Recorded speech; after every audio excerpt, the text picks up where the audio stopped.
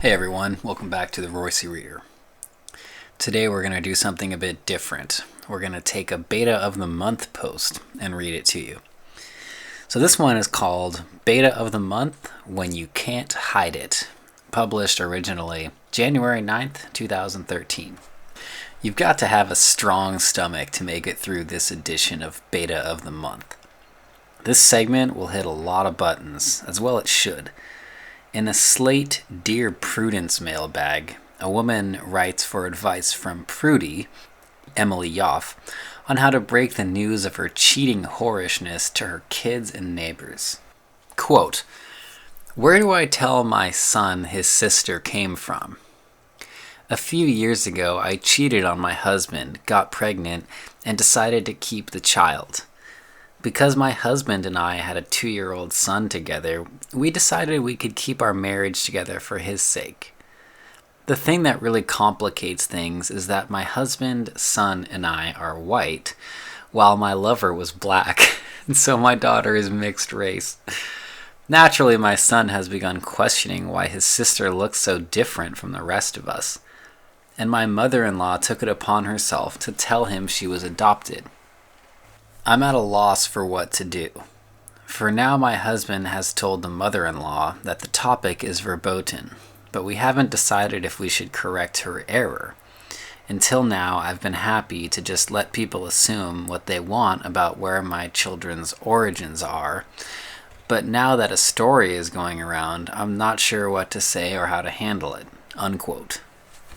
We're a long way from Norman Rockwell's America. As I'm sure you've noticed, the husband surrendered to his wife's crazy-eyed demands, shrunk from risking the certainty of a divorce industrial complex ass-ramming, and agreed with his wife to keep the marriage going for the children. Gotta love those children. The perfect leverage for whores in the state to use against wronged men. Here's an idea of how that conversation probably went. "How can you possibly think of leaving your wife and hurting your children just because she had an unfortunate and fleeting 5-year dalliance with an underprivileged but incredibly confident and masculine black man who also happens to be a doctor?" But I thought single moms were a light unto the world and their children were successful." "Oh, that's rich. Using white male logic on me. Check your privilege, Herbling." "I'm so sorry. Please don't yell at me. I'm a nice guy." "Nice guys are really jerks. You would know that if you weren't such a jerk." Should I just off myself?" "Now there's an idea." Please, did you expect a feminist to comprehend dual mate strategy or to dabble in reality? Is this hubby a beta for staying with his wife when it's so obvious to anyone with eyes that the mocha child in tow is living proof that the whore wife cuckolded him in the arms of a 5-point buck? Yes, he is. There's simply no way a man can retain the heft of his balls, whatever he's carrying, or any shred of honor, sticking by the side of an unfaithful wife who so ostentatiously gelded him. A mixed-race living reminder of his emasculation total yapping at his heels. There are just some indignities a man should never tolerate, especially when alternatives exist, such as beating middle-of-the-night escape to another country to avoid punitive, extractive alimony and child support payments. But the ideal course of action for the grievously insulted beta provider hubby presumes a somewhat sane world envelops him, and will consider his case fairly.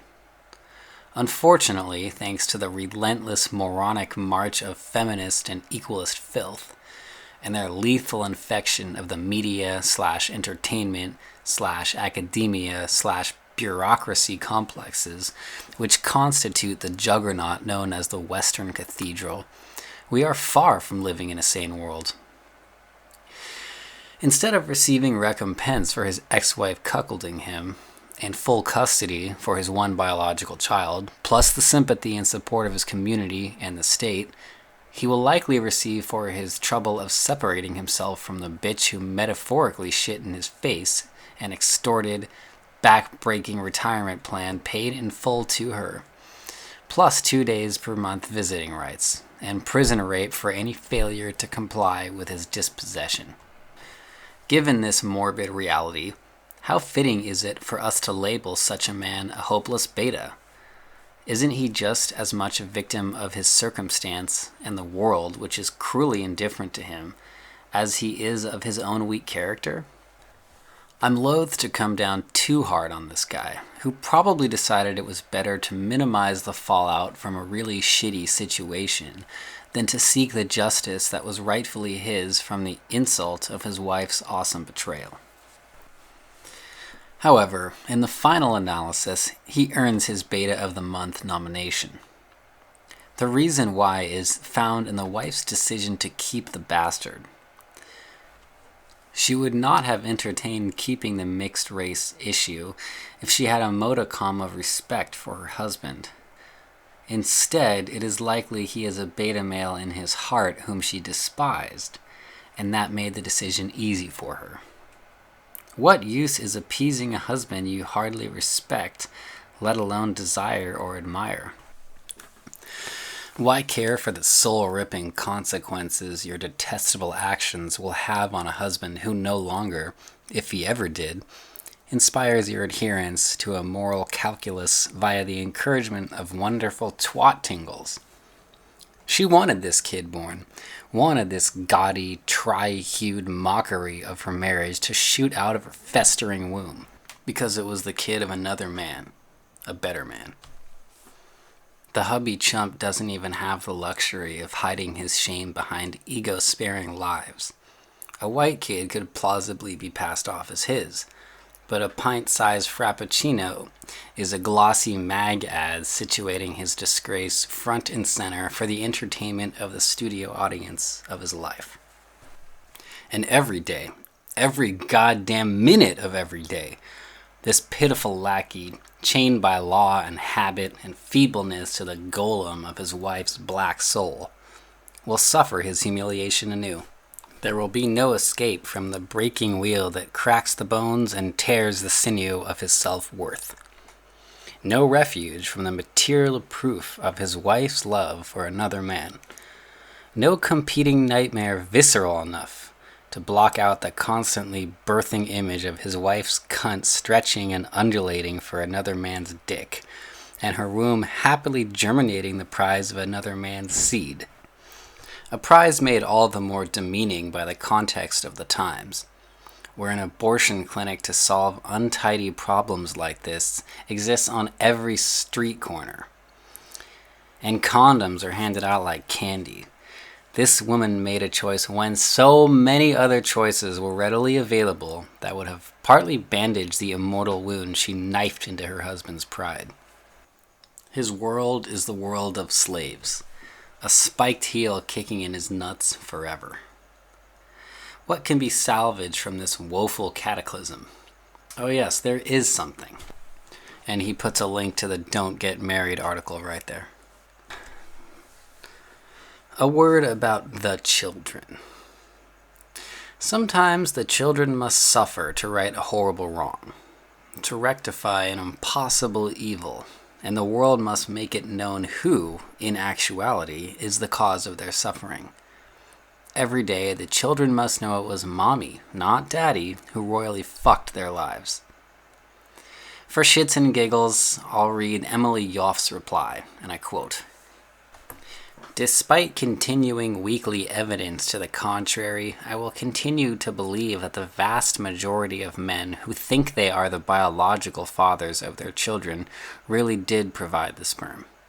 If you get impregnated by a lover of another race, what you say to your children about this is something that needs to be discussed openly with your husband, preferably before the baby was born. Making the utterly obvious verboten is not a good strategy for anyone. I think what you need for your immediate family is a dose of the truth. But for your children, it needs to be age appropriate. Since your daughter was born a few years ago, your son is old enough to know the basics of reproduction. He needs to be told that his sister has the same mother, but a different biological father. However, what's really important is that both he and his sister are being raised by the same daddy. You can tell him families are made all sorts of ways, and yours is just a little special. If your son, and eventually your daughter, want to know why this is the case, it's fair to tell them that it's a complicated story, and they will probably understand it more when they're older. Say they can talk about the subject anytime, but if they can wait, you and their dad can fill in more details as they grow up. For outsiders, you don't need to explain anything. You can just say you are blessed with 2 beautiful children, and your husband needs to tell his mother to stop telling the kids something that's simply wrong. Unquote. She evinces a glimmer of sympathy for the husband, but of course her advice, such as it is, amounts to the usual pro forma feminist crap. Suck it up, Herbie cough, for the good of the children. The only person who comes out seeming halfway decent is the mother-in-law, the husband's mother, who wants to protect her son from shame by passing off his daughter as an adoptee. Can you blame her for this honorable lie? She acted with good intentions, even if her solution is unworkable in the long run. My advice to him would be, get the hell out of Dodge and don't look back. And never let her get her paws on 1 red cent of your bounty or 1 precious second of your time. Find yourself a better woman in another country. My alternate advice, if American law weren't so egregiously stacked against men's interests, would be to march into court, DNA paternity test results in hand, and punish her with the same everlasting torment she has bestowed him. Grab custody of the 1 kid that is yours and send the ex-wife and her love child packing for the icy wastelands where aging single moms with complicated spawnage have about as much success in the dating market as obese, neck-bearded furries. If she winds up killing herself, or her kid graduates to juvie as a glue sniffer, all the better. Too much? No. Cuckoldry, knowing cuckoldry at that, is the greatest betrayal, the most horrible metadeath. It is the gleeful sham of a scheming Satan, the cosmic shiv driven deep into the chewy center of the soul, the your lie, the king of all lies, the one lie to rule them all.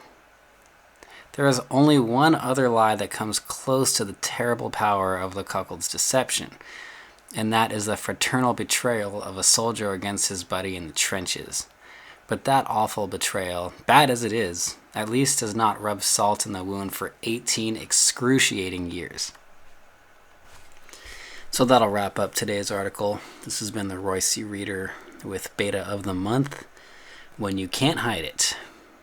Thanks for listening. I know this was a tough one to get through. I'm going to go vomit in the toilet or something. Have a good one, guys.